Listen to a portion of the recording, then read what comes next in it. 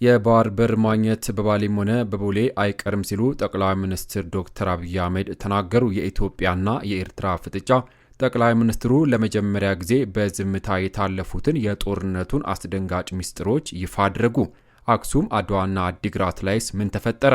በተጨማሪም አንድ ሳንቲም ብድር አልወሰድንም ለፕሬዝዳንት ትራምፕ የተሰጠው ቁርጠኛ ምላሽ፣ ስለ ሰባተኛው ሀገራዊ ምርጫ ጠቅላይ ሚኒስትሩ የሰጡት አዳዲስ መረጃዎች እንዲሁም ዶናልድ ትራምፕና ኢራን ደግሞ ካልተደራደራችሁ መጥፎ ነገር ይከሰታል በሚል ዛቻ ውስጥ ሆነው ድርድሩ የት ሊካሄድ እንደሆነም ታውቋል። ጤና ይስጥልን እንደምናላችሁ የቻናላችን ቤተሰቦች፣ ዛሬ በኢትዮጵያና በዓለም አቀፍ ደረጃ የተሰሙ እጅግ አንገብጋቢ መረጃዎችን ይዘንላችሁ ቀርበናል። ቻናላችንን ሰብስክራይብ ማድረግ የደውል ምልክቷን መጫን እንዳትረሱ። ወደ ዝርዝር መረጃዎቹ አልፋለሁ፣ አብረን እንከታተለው። ክቡራን አድማጮች፣ በቅድሚያም ዓለምን ያስገረመው ድንገተኛ ዜና ለዓመታት በአይነ ቁራኛ ሲተያዩ የነበሩት ኢራንና አሜሪካ ወደ ጠረጴዛ ዙሪያ እየመጡ ነው። የኢራኑ ፕሬዝዳንት ከአሜሪካ ጋር ለመደራደር ተዘጋጅተናል የሚል ትዕዛዝን አስተላልፈዋል። በመሆኑም የኢራኑ ፕሬዝዳንት ማሱድ ፔስኪያን የውጭ ጉዳይ ሚኒስትራቸው ከአሜሪካ ጋር ፍትሐዊ ድርድር እንዲደረግ ማዛቸውን በማህበራዊ ሚዲያ ገጻቸው ላይ ባሰፈሩ ጽሑፍ አስታወቁ። ፕሬዝዳንቱ በኤክስ ገጻቸው ላይ እንዳሉት ወዳጅ መንግስታት ከአሜሪካው ፕሬዝዳንት ለቀረበው ጥያቄ ምላሽን በመስጠት የውጭ ጉዳይ ሚኒስትሩ ብሔራዊ ጥቅማችን በሚያስከብር ሁኔታ ለፍትሐዊና ለትክክለኛ ድርድር ለማድረግ የሚያስችል ሁኔታ እንዲያመቻቹ ትዕዛዝ ሰጥቻለሁ ብሏል። የኢራኑ ፕሬዝዳንት ከአሜሪካ ጋር ለመደራደር ፈቃደኛ መሆናቸውን ያስታወቁት ፕሬዝዳንት ትራምፕ ተወካያቸው ከኢራን ባለስልጣናት ጋር እየተነጋገሩ መሆናቸውና ግንኙነቱ ጥሩ ውጤት እንደሚያስገኝ ተስፋቸውን ከገለጹ በኋላ ነው። ትራምፕ አሁንም የሚደረጉ ንግግሮች ውጤት የማያስገኙ ከሆነ መጥፎ ነገር ይከሰታል በማለት በድጋሚ አስጠንቋል። በቀጣይ ቀናት ምናልባትም በመጪው ዓርብ የአሜሪካው ፕሬዝዳንት ልዩ መልእክተኛ ስቲቭ ዊትኮቭ እና የኢራኑ የውጭ ጉዳይ ሚኒስትር አባስ አራጊች ቱርክ ኢስታንቡል ውስጥ ሊገናኙ ቀጠሮ እንደተያዘላቸውም ዘገባዎች እየወጡ ነው።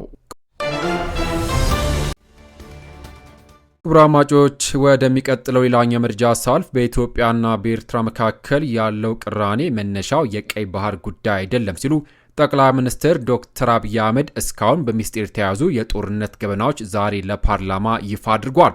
በትግራይ ጦርነት ወቅት በኤርትራ ወታደሮች የተፈጸሙት ድርጊቶችና የፕሪቶሪያ ስምምነት ያስቆጣቸው አካላት እነማን ናቸው? በኢትዮጵያ በታሪኳ አይታ የማታውቀው የውጭ ምንዛሬ ክምችትስ እንዴት አገኘች? ዝርዝሩን እንደሚከተለው ወደ እናንተ አደርሳለሁ።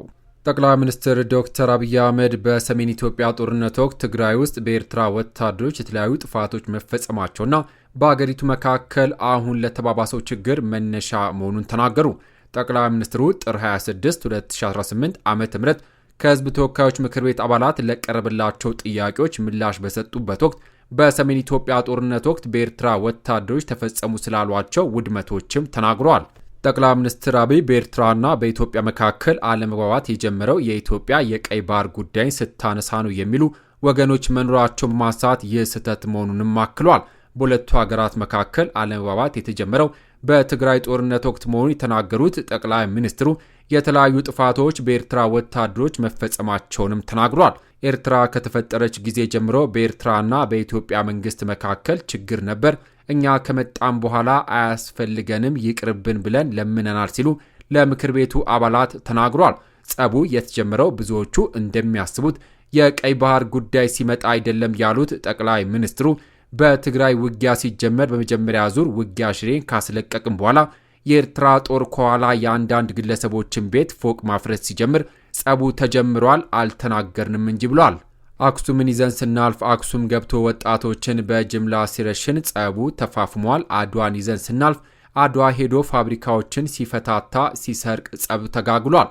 አዲግራት ደርሰን የመድኃኒት ፋብሪካን የሚለቀውን ነቅሎ የማይነቀለውን ሲያፈራርስ ጸቡ ጫፍ ደርሷል። ግን ያኔ የኢትዮጵያ መንግስት በዚህም በዚያም ለመዋጋት አቅም አልነበረም ሲሉ መልሰዋል። ጠቅላይ ሚኒስትሩ ይህን ጉዳይ በተመለከተ ከኤርትራ ከፍተኛ ባለስልጣናት ጋር እንዲነጋገሩ የቀድሞውን የውጭ ጉዳይ ሚኒስትር ገዱ አንዳርጋቸውን እንዲሁም ምክትል ጠቅላይ ሚኒስትር የነበሩትን አቶ ደመቀን ወደ ኤርትራ መላካቸውንም ተናግሯል። ጠቅላይ ሚኒስትር አብይ የኢትዮጵያ ጦር ወደ መቀሌ ሲጠጋ የኤርትራ ጦር ልክ በሌሎች ከተሞች እንዳደረገው ሁሉ በመቀለም ተመሳሳይ ጥፋቶችን ሊፈጽም ይችላል በሚል ስጋት ከውቅሮ እንዳያልፉ መነጋገራቸውና የሚያልፉ ከሆነ ግን ወደ እናንተ የምንዞረው ማለት በአካባቢው የሚጠብቅ ኃይል አስቀምጠን ነው መቀሌ ገባ ነው ብሏል። ይህ ጸብ ተፋፍሞ ሄዶ ፕሪቶሪያ ስምምነት ሲፈረም እንዴት ዋስ ሳይጠፋ እንዴት ትግራይ ሳይወድም ፊርማ ይደረጋል በሚል ነው ጸቡ ጫፍ የደረሰው ሲሉም ተናግሯል። አክለውም ኢትዮጵያ መጉዳት የሚፈልጉ አካላት መኖራቸውን ተናግረው ገንዘብ ፋይናንስ ያደርጋሉ፣ እመኑኝ ግን ኢትዮጵያ ግን አይችሏትም፣ ገንዘባቸው ይፈሳል፣ ይከስራሉ፣ እኛ ጉዟችን እንቀጥላለን ሲሉም ምላሽን ሰጥቷል።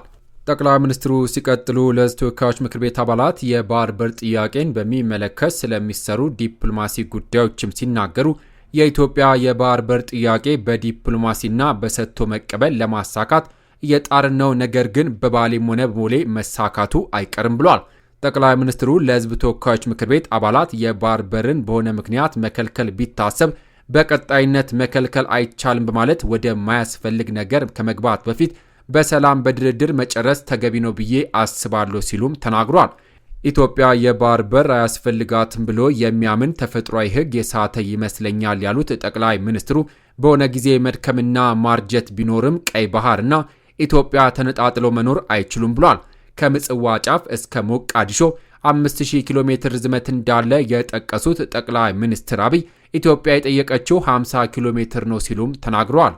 ኢትዮጵያ የባህር በር በጦርነት ሳይሆን ሰጥቶ መቀበል መርህ ከህዳሴ ግድብ ወይንም ከአየር መንገዱ ድርሻ በመውሰድ በሰላማዊ መንገድ በንግድ ህግ ለማግኘት እንደምትፈልግ በመግለጽ ይህንን መቀበል የጊዜ ጉዳይ ካልሆነ በቀር የግድ ይመስለኛል ሲሉም አክሏል። ከኢትዮጵያ ወደ ጎረቤት አገራት የሚፈሱትን ወንዞች መከልከል እንደማይቻለውና ትክክል እንዳልሆነ እኛም ማጋራት አለብን፣ እነርሱም ማጋራት አለባቸው ብሏል። እኛ ስጡን ብቻ አላልንም፣ እኛ ጋር የቀረ ነገራችሁን ውሰዱ፣ ያጠፋነውን ይቅርታ አድርጉ፣ ግን በቀጣይነት ኢትዮጵያን ከተፈጥሮ ጸጋ ማስቀረት ያስቸግራል ብሏል። የተለያዩ የዓለም ሀገራት ተወካዮቻቸውን ሲያነጋግሩ በአንድ አፍ ይገባቸዋል፣ ተገቢ ጥያቄ ነው፣ ግን በጦርነት መሆን የለበትም እንደሚሏቸውም አክሏል። ወዳጆቻችን እንወያይ፣ እንምከር፣ ጊዜ ስጡን ብለዋል ያሉት ጠቅላይ ሚኒስትሩ ኢትዮጵያ ጊዜ ወስደው እንዲወያዩ መስማማቷንም ተናግሯል። 130 ሚሊዮን ህዝብ የሁሉ ጎረቤት ዕዳ ነው ያሉት ጠቅላይ ሚኒስትር አብይ የባህር በር የማይኖራት ከሆነ ኢትዮጵያ ያሰበችውን ብልጽግና ማሳካት አትችልም ሲሉም ተናግሯል። በዲፕሎማሲ ረገድ መልካም ጅማሮ መኖራቸውን ጠቅሰው ጊዜያቸውን ጠብቀው ፍሬ እንደሚያፈሩ በመግለጽ የባህር በሩ የማግኘት ጉዳይ በባሌም ሆነ በቦሌ አይቀርም ብለዋል። ዘገባው የቢቢሲ ነው።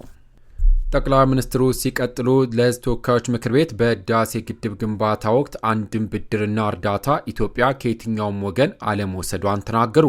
ጠቅላይ ሚኒስትር ዶክተር አብይ አህመድ የ2018 በጀት ዓመት የ6 ወራት የሥራ አፈጻጸም ሪፖርት ላይ ከምክር ቤቱ ለተነሱላቸው ጥያቄ ምላሽና ማብራሪያ በሚሰጡበት ወቅት ይህንን የተናገሩት በጀግኖች ኢትዮጵያን ቁርጠኛ አቋም በአገር ውስጥም ከሀገር ውጭም ባሉ ኢትዮጵያን በቁርጠኝነት ጨክነው በጋራ ቆመው ስለሰሩ የተከወነ ፕሮጀክት ነው ሲሉ ለግድቡ ግንባታ ብድርም ሆነ እርዳታ እንዳልወሰደች አጽንኦት ሰጥተው ተናግሯል።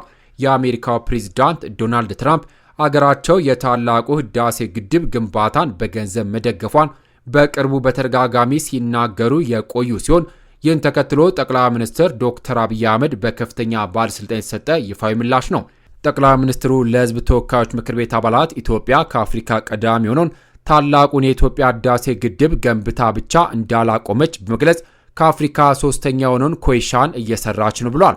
በኢትዮጵያ ውስጥ የግዙፍ ፕሮጀክቶች ስራ አለመቆሙን ለምክር ቤቱ አባላት የተናገሩት ጠቅላይ ሚኒስትሩ ከአፍሪካ አንደኛው ኤርፖርት ግንባታም ተጀምሯል ብለዋል። በመጨረሻም ጠቅላይ ሚኒስትር ዶክተር አብይ አህመድ የዘንድሮው ምርጫ ሰላማዊ፣ ፍትሐዊ፣ አካታች ለማድረግ የተሰራ መሆኑን ተናግረዋል። ባለፉት ዓመታት ከተካሄደው ምርጫ የተሻለ እንዲሆን አበክረን ነው እየሰራን ያለነው ሲሉም አክሏል። የመንግስት ኃላፊዎች በተለያዩ ክልሎች ተንቀሳቅሰው እየሰሩ መሆኑን የተናገሩት ጠቅላይ ሚኒስትሩ አሁን የተሻለ ምርጫ ይኖራል እያልኩ ነው፣ አንዳንዶች ሰግታችኋል፣ ለኢትዮጵያ ሕዝብ መልሱ በውጤት እንየው ሲሉም አክሏል። ምርጫ ባለፈው ከነበረው ምርጫ አሳታፊ እንዲሆን ይሰራል በማለት የአንድ ፓርቲ ድምፅ ለኢትዮጵያ አይጠቅማትም ብሏል።